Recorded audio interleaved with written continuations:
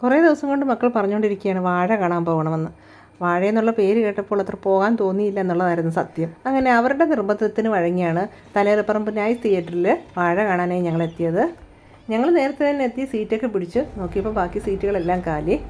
പക്ഷേ പടം തുടങ്ങാറായപ്പോഴേക്കും സീറ്റുകളൊക്കെ ഫുള്ളായി തുടങ്ങി. ഇനി വാഴയെക്കുറിച്ച് പറയാനാണെങ്കിൽ തീരെ ബോറായിരിക്കുമെന്ന് പ്രതീക്ഷിച്ചിട്ടാണ് ഞങ്ങൾ വാഴ കാണാൻ പോയത്. പക്ഷേ അങ്ങനെയൊന്നും അല്ല കേട്ടോ. കണ്ടിരിക്കാൻ പറ്റിയൊരു പടമാണത്. കുറേ കോമഡിയുണ്ട്, കുറച്ച് സെൻറ്റിയുണ്ട്. ഏക്കാലും ടിക്കറ്റിൻ്റെ പൈസ വെറുതെ പോയെന്ന് ആർക്കും ചിന്തിക്കേണ്ടി വരുന്നില്ല. അതിനുള്ള മുതൽ ആ സിനിമയ്ക്കകത്തുണ്ട്. അങ്ങനെ സിനിമയൊക്കെ കണ്ട് നേരെ തിയേറ്ററിന് വെളിയിലേക്ക്.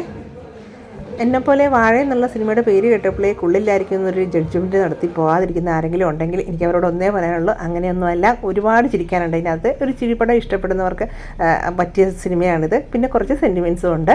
പിന്നെ സിനിമ കാണാൻ പോയാൽ ഫുഡ് വെളിയിൽ നിന്നുള്ളത് ഒരു അലിഖിത നിയമമാണല്ലോ. അങ്ങനെ ഫുഡും വാങ്ങി ഞങ്ങൾ നേരെ വീട്ടിലേക്ക്. അപ്പോൾ ഇത്രയേ ഉള്ളൂ ഇന്നത്തെ വീഡിയോ. Bye bye.